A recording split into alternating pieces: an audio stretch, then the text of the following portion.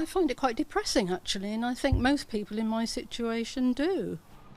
To some, today is Freedom Day. To Rosie Duffin, freedom couldn't feel further away. Rosie is considered clinically extremely vulnerable, heightening her risk if she catches COVID-19. She says she feels abandoned by the decision to lift restrictions in England. I feel very angry, actually, very angry. After everything that we've been through, it's not Freedom Day for us, it's Fear Day. How can it be freedom for those of us who've been shielding if we have to go back to square one and become hermits again? Rosie isn't alone in viewing today with alarm. Cases are already at their highest level since January, and by the government's own estimates, lifting the rules could see them rocket to a record 100,000 a day. But Prime Minister Boris Johnson's backing his decision to rip up the rules, pointing in part to the UK's high vaccination rates.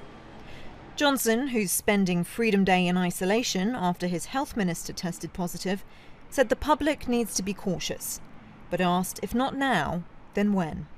If we don't do it now, then we'll be opening up in the autumn, the winter months, when the virus has the advantage of the cold weather. We lose the precious fire break that we get with the school holidays. If we don't do it now, we've got to ask ourselves, when will we ever do it? So this is the right moment. This is about ending government-imposed restrictions and allowing the public to make their own choices.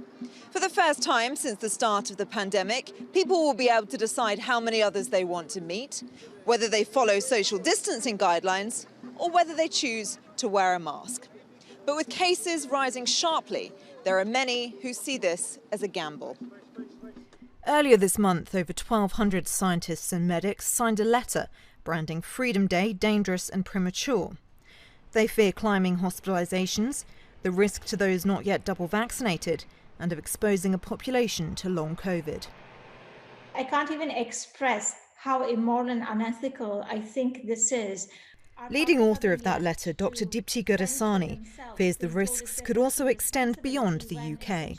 The strategy that the government is pursuing, it has been warned even by our own scientific advisors, may very well lead to a new variant emerging that is more likely to escape vaccines, which would not only put our own pandemic response back by 7 months, but have huge global impacts. Dangerous experiment or calculated risk. Either way, it's a risk Rosie says she can't afford. She's cancelled precious visits to see family, as she and the world wait to see whether the gamble pays off.